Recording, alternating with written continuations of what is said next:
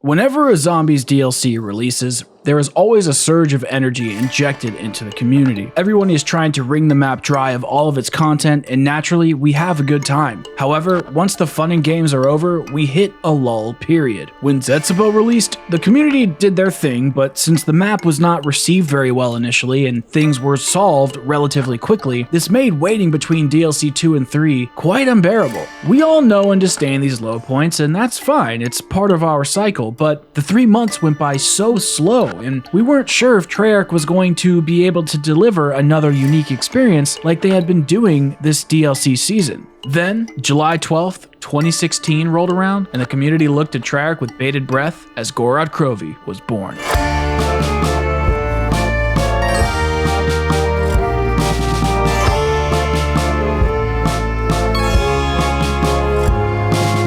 Gorod Krovi is one of the most distinct maps we have ever seen in Zombies history. Its identity can be defined around the concept of punishing the player, as this map is a metaphorical punch in the gut. The atmosphere, the difficulty, the narrative, the enemies, the quest, and the boss fight, everything is cranked up to 11. The cutscene begins with a familiar circle of clouds, dropping Primus into freefall. Ace of Spades plays in the background, getting the player's blood flowing and preparing them for the unknown. Fortunately, our crew finds a parachute on the body of an old friend and begins to glide to safety. What's funny is we think that nothing can become more exciting, and then from behind the clouds, we hear the screech of a dragon that we eventually ride on the back of towards the Pack-a-Punch machine. I mean, Treyarch went all out on this one. Our crew lands on the ground in front of Nikolai 1.0, who is inside of a futuristic mech machine. This is our first clue that we are not simply playing with fire. God, my puns are stupid. But we are actually seeing that the enemies here are much more advanced than we could have ever imagined. The setting of this map is uniquely polarizing, and I do not mean in the sense of fans loving or hating something. I am speaking purely about the theme or the direction of the map. With previous maps, there was usually just one element to their set dressings, but in this case, there's sort of two. Just by looking around in the spawn area, you can see a giant broken gigant in the body of a decomposing dragon. This foreshadows to the player that we will be experiencing enemies of both heat and electricity. The warm tones on this map are much more subdued than when compared to Shadows of Evil's bright red palette. There are a lot more earth tones coming through with light and dark browns from the destruction of the city. But through the rubble cuts bright orange fire from the dragon's breath, along with the piercing blue electric shock from Valkyries, which prove that this map is nothing short of gorgeous. Developers at Treyarch are masters of utilizing every nook and cranny of their Zombies maps. No space goes to waste ever, I can assure you that. This can be noticed by how the Easter egg quests are designed, or how there are particle effects always floating around the player, giving you a sense of depth and immersion. But what is more important than any of that is what's above the player. The utilization of sky is one of Treyarch's secret weapons, as it provides a three-dimensional experience that most other Zombies developers overlook. A lot of our favorite Zombies maps have some sort of sky usage. In Nuketown, perks fall from the sky, and with Origins there are giant robots stepping overhead. Revelations has a giant apothecant flying around a galaxy of stars surrounding chunks of land that the player can hop onto. This vertical level design makes the player feel small and adds to the journey of becoming stronger and more powerful, which the Zombies formula truly is at its core. The goal of this is to create another layer of atmosphere, and if executed correctly, the player should not notice why they are feeling the way they are, just that they are feeling the way that the developers intended them to feel. When it comes to gameplay, I have mixed feelings about Gorod, and clearly Zombies is about survival, but compared to the rest of the maps on Black Ops 3, it really feels one-dimensional, and that focus relies heavily on the main quest and the over-the-top boss fight. And this is not to say that other playstyles can't be achieved, but due to the map's rampant difficulty, tight quarters, and gameplay mechanics, it's not exactly casual-friendly. Even something as simple as opening Pack-a-Punch punishes the player by having you defend Groff modules and burn through rounds. And if this is not bad enough, this can happen while a dragon is raining fire down all around you. High rounds in this game are also quite limiting, since traps, training, and camping with a wonder weapon are not really viable options like they are in other maps. Yes, it is true that we are given a lot of offensive capabilities in Gorod, but even then it still feels as if it is not enough. When I think about other maps in Black Ops 3, I think about how there are usually multiple training areas, powerful wonder weapons, and traps allowing me to mix makes up my playstyle. And with GK, everything that we have become accustomed to utilizing for survival just peters out soon after round 40.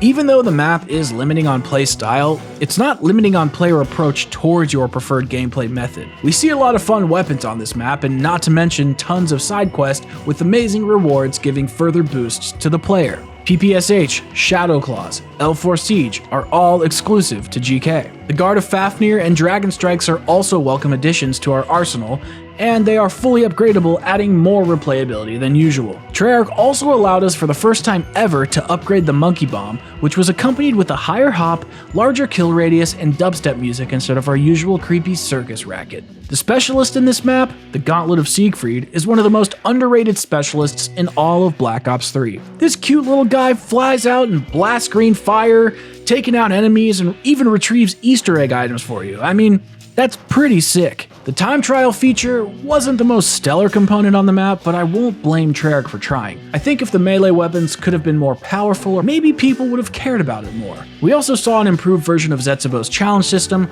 along with the first iteration of in-map wearables that provided extra buffs to the player. Now, I bet at this point in the video you're thinking to yourself, Alex, how can this map be limited in playstyles when there's so much to do? And I think that is a fair question. However, I'm still going to stand by my previous statement. Although these upgrades and side quests are fun to do, they're not necessary and are achieved by simply playing the game. And whichever route you choose to play, you're likely going to complete some of them whether you mean to or not, thus limiting your playstyles and increasing the approach of your playstyle overall. The quest though, man. Oh, I don't like being negative, you guys, but I have a love-hate relationship with this quest. And don't get me wrong, most everything flows together quite nicely and there's a lot of room for player optimization, but I really find it disheartening when there are steps that put out solo players. And two of the trophy sequences assigned to us are abhorrent. Protecting the Valkyrie and leading the Mangler to Dragon Command are really boring and uninventive steps that are unforgiving if not completed on the first try. The main ways to complete these tasks are to play with 2 to 4 players, use Mega Pay to Win Gobblegums, or be as good as Stevie II. And by the way, is his YouTube name related to pirates, or is it like II Captain, or is it Roman numeral 2s? I don't get it. Anyways, I'm all down for Treyarch experimenting with different challenges for us, but escort missions in zombies are usually a cop-out, boring, and punishing to the solo player. Then again, no quest is perfect, but there is something in this map that may be perfect after all, the boss fight. And I'm gonna say it, I don't care, you can hate me all you want, I love boss fights. I think adding boss fights to zombies was one of the best ideas ever to be implemented in the history of the mode. And I know, not everybody likes it and it has become repetitive, but damn did Treyarch knock it out of the park with this one. I will never forget finally completing all those stupid trophy challenges, dropping into the sewer and popping into that large courtyard, and I knew I was gonna die, but damn, I was excited. This boss fight makes you work for it. Starting off, working alongside Nikolai is a bit confusing because we have only taken Ultimus' lives so far. However, at this point, we have a common enemy, the dragon. Treyarch set this up beautifully, giving the players an inch before ripping the mile from out beneath our feet. The dragon boss is not necessarily easy, but compared to the second sequence of events, it's merely child's play. But as we all know, we take out our beloved creature of the sky only to seemingly betray Nikolai 1.0. There was a time when everything in GK was turned up to 11. Now we have surpassed 11 and dare I say have been fully turned to 15. The Nikolai boss fight whooped my ass so many times I can't even count. His mech suit has a death machine attached to it and gives him the ability to jump across the map while shooting explosive arrows at you. Meanwhile, you have Valkyries, Manglers, zombies, and those mechanical rolling balls from the campaign. Now, Treyarch does give you max ammos and enough space to run around, but it doesn't really matter. The pathing of all these various enemies negates all the space you truly need to survive. The Valkyries attack from above, the Manglers attack from afar, the zombies attack from close up, and Nikolai does whatever the fuck he wants. The most damning part of all is you naturally want to hide in the trenches near all 4 corners of the map, but if you stay in there for a second too long, you're toast. As we all know, this hell comes to an end, and once we take out all of Nikolai's power cores, he falls to his knees only for us to execute him with a shotgun and capture his soul. Kind of messed up when you write it out like that.